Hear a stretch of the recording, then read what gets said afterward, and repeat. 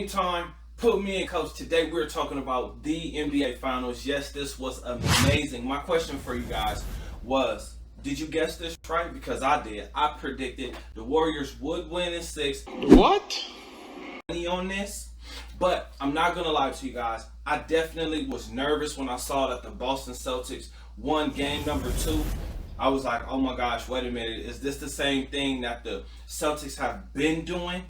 Oh my gosh. But Steph Curry did exactly what he needed to do. Before we get into any more of this video, I need you guys to do me a huge favor. Like this video, subscribe to the channel, share this video like an assist, because here we're talking basketball. So you're going to get commentary, highlights. Most importantly, we're going to cover the biggest stories in the world of basketball. So let's get right to the video. Now, Steph Curry, he had an amazing series. You guys got to understand, Steph Curry is my height. About 6'3", 6'4" if you put shoes on him. Steph Curry did some amazing things out there. Game 1, he went for 34 points. Now, Andrew Wiggins was clearly the X factor in this series. Why? Because he was the guy who had the task of guarding Jason Tatum, and he did an amazing job. Now, Jason Tatum is an amazing player, but he showed that he can be defended. There's not a lot of the right guys in the NBA, but Andrew Wiggins is definitely one of those guys, and he showed it. He showed it on various plays throughout this NBA Finals series. And again, this was exciting. I wish I would have put money on it. In Game 5, Steph Curry missed all of his three-point shots. Damn, bro. We didn't know you were gonna be this bad. And he shot 9 of them. So it was a little weird, but his guys actually stepped up for him. Jordan Poole stepped up. Andrew Wiggins stepped up and gave him 26. Klay Thompson finally showed up and scored 21 points in Game 5 as well. So that was the reason why the Warriors were actually able to pull through, because, hey, they have home court advantage, and it actually worked out in their favor. I was a little bit sad to see that Jason Tatum really had a lot of bad games in this NBA Finals. Jaylen Brown was the guy who actually led the charge for the Celtics. But the bigger question is he actually the guy? The Celtics have to figure out who is the number 1 option. And in my eyes, it's really looking like it's Jaylen Brown. But I understand why Jason Tatum is the number 1 option.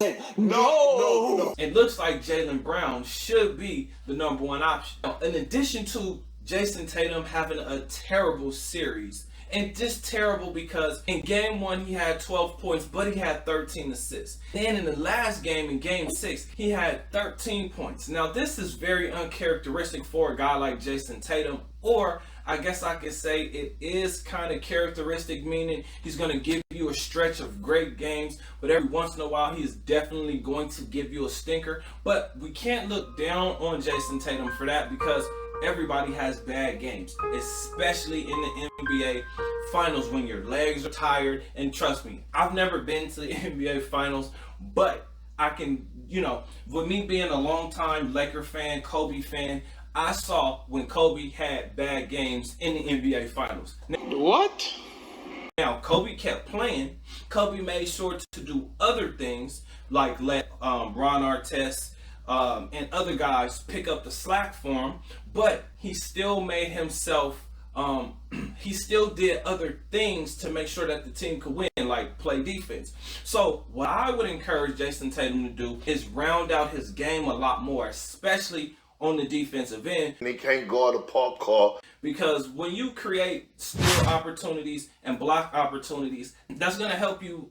That's going to get you into fast break situations where the defense really isn't there and you have a running start. That's what he needed. Now the next thing, the next biggest blow that the Celtics endured throughout this series was the inconsistent play of Marcus Smart and Al Horford. Now, Al Horford showed that, hey, he could be a force.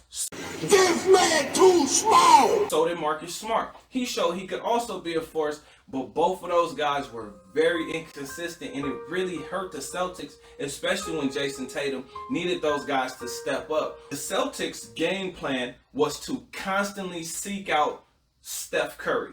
They went at him. So I know a lot of people aren't really talking a lot about Steph Curry's defense, and in fact, a lot of people get on Steph Curry about his defense, but I'm gonna need y'all to start putting a little respect on his name. The fact that Marcus Smart was posting him up, Jason Tatum was posting him up, Al Horford was posting up Steph Curry, Jaylen Brown was also isolated against Steph Curry, and Steph Curry actually did a pretty good job. Now, he wasn't the best defender, but they didn't lose games because Steph Curry was out there playing defense. That is not why they lost games. They lost games simply because of turnovers and just bonehead plays. You're going to see mistakes because that's just the nature of the game. Another key factor that played into the Celtics was Marcus Smart and his flopping. Now, the flopping actually cost him because once the Warrior players kind of figured out that he was flopping, then they started to do the same thing against him, and that got him in foul trouble. I believe that actually got his head out of the game, out of the series, and therefore they lost. When he forgets that he's the head of the snake, meaning he is the defensive leader on that team, all the other guys kind of follow what he does. He has to, flop less. He has to make sure that he engages himself more opposed to falling down or making it seem like somebody just ran through him or ran him over. It actually backfired on him. It was an amazing series. Once again, I wish I would have put money on this series, but my question for you guys is this. Did you guess that the Warriors would win? And if you did guess that they would win, how many games did you think they would win in? My guess, once again, I wish I would have put money, but that's hearsay now. I believe that they were going to win in 6, and they actually did. What team did you think was going to win, and how many games did you think it was going to take for them to actually win the series? Comment under this video below. Other than that, I'll see you guys on the next one. Peace.